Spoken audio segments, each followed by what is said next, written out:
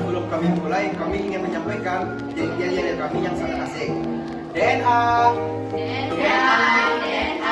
kode genetik, adenin, guanin, sitoksin, dan timin. terikat kuat. DNA, membawa informasi.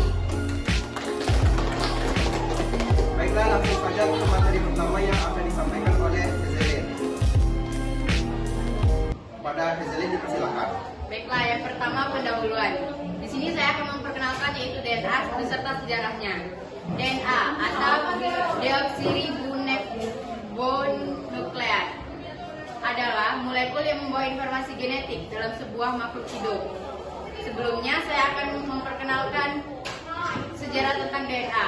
Molekul yang sekarang dikenal sebagai DNA pertama kali diidentifikasi pada tahun 1860-an oleh seorang ahli kimia di Swiss yang bernama Johann Friedrich Mister.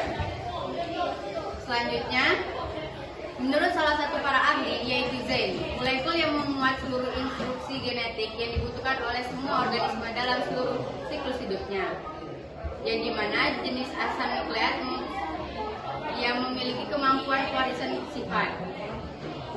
DNA berperan penting dalam pewarisan sifat dari orang tua ke anak dan mengontrol sintesis protein. Tanpa DNA, makhluk hidup tidak dapat berkembang dan berfungsi dengan baik. Selanjutnya kita akan mengetahui mengapa kita harus mempelajari DNA, di mana dengan kita bisa mempelajari DNA, kita dapat mengetahui garis keturunan atau identitas seorang, bahkan kita dapat mengidentifikasi penyakit. DNA merupakan materi keturunan yang membuat setiap orang unik dan istimewa. Baik, itulah materi dari Hazelin. Selanjutnya, materi kedua yang akan disampaikan oleh Intan. Kepada Intan dipersilakan. Baik, di sini saya akan menjelaskan mengenai struktur DNA. DNA terdiri dari rantai polinukleotida yang tersusun dari rantai ganda atau double helix. DNA ini terletak pada nukleus satu inti sel. Polinukleotida terdiri dari yang pertama gula pentosa. Gula pentosa yang berwarna merah dan fosfat yang berwarna ungu dan berwarna coklat. Dan selanjutnya ada basa nitrogen, yaitu ini atau yang disebut dengan yang kami buat dari stiker strip. Di dalam nukleotida terdapat nukleosida. Itu adalah ikatan antara gula pentosa dengan basa nitrogen tanpa fosfat dulu yang memakan nukleosida. Dalam DNA ada dua macam basa nitrogen yang menyusunnya. Yang pertama ada basa purin dan kedua basa pirimidin. Basa purin itu terdiri dari adenin dan guanin. Sedangkan basa pirimidin itu terdiri dari timin dan sitosin. Di mana dalam basa nitrogen ini, basa purin dan basa pirimidin ini selalu berikatan. Yang pertama yaitu adenin yang berwarna merah selalu berikatan dengan basa pirimidin yang berwarna biru yaitu timin. Dan untuk ikatan yang kedua yaitu guanin yang berwarna hijau selalu berikatan dengan sitosin yang berwarna kuning, yaitu guanin dari purin dan sitosin dari pirimidin.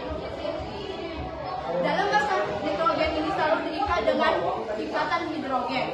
Untuk ikatan pertama yaitu adenin dengan timin itu diikat dengan dua ikatan hidrogen, dan untuk guanin dan sitosin itu diikat dengan 3 ikatan hidrogen.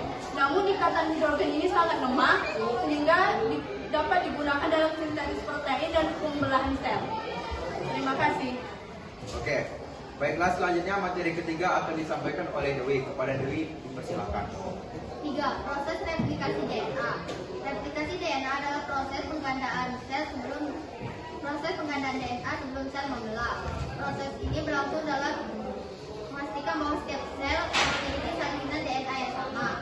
Proses ini berlangsung dalam 3 langkah utama, yaitu 1. Pemisahan rantai DNA sampai enzim helikase memisahkan DNA seperti membuka resleting. 2. Yaitu pembentukan rantai DNA baru sampai enzim DNA polimerase menambahkan basa nitrogen pada masing-masing rantai. 3. Yaitu hasil akhir sampai 2 molekul baru terbentuk terdiri pada itu satu lantai satu lantai lama dan satu lantai baru. Proses ini penting agar informasi genetik berjalan dengan baik dan sel berkembang dan berevolusi. Oke, selanjutnya materi selanjutnya akan disampaikan oleh Oza. Pada Oza dipersilakan. 4. Fungsi DNA dalam sintesis protein. DNA juga berperan dalam sintesis protein melalui dua proses utama. Satu, transkripsi, yaitu DNA digunakan sebagai cetakan untuk membentuk RNA messenger atau mRNA di dalam inti sel. Dua, translasi, yaitu mRNA keluar dari inti sel menuju ribosom. Tempat asam amino dirangkai menjadi protein berdasarkan urutan kode genetik. Proses ini memastikan tubuh dapat menghasilkan protein yang dibutuhkan, seperti enzim dan hormon, untuk menjalankan fungsi biologisnya. Baik, untuk materi selanjutnya akan disampaikan oleh Rahayu. Kepada Rahayu dipersilakan. Baik, terima kasih Bapak. Di sini saya akan menjelaskan manfaat dan aplikasi DNA. DNA memiliki banyak manfaat dan dalam berbagai bidang seperti rekayasa genetik, forensik, kesehatan dan teknologi. Rekayasa genetik digunakan dalam teknologi kloning dan trafik gen. Forensik digunakan untuk tes DNA dan membantu mengidentifikasi pelaku kejahatan atau hubungan keluarga. Kesehatan digunakan untuk mendeteksi penyakit gen dan mengembangkan obat berbasis genetik. Teknologi digunakan untuk menciptakan hasil rekayasa genetika. Baiklah, di sini dulu penjelasan dari manfaat dan aplikasi DNA. Saya kembali kepada Bapak. Oke, terima kasih. Baiklah, selanjutnya untuk alat dan bahan serta cara pembuatannya akan disampaikan oleh teman kita Hazelin. Pada Hazelin dipersilakan. Alat dan bahan yang kami gunakan, pertama pada bagian alat kami menggunakan gunting, lem, spidol.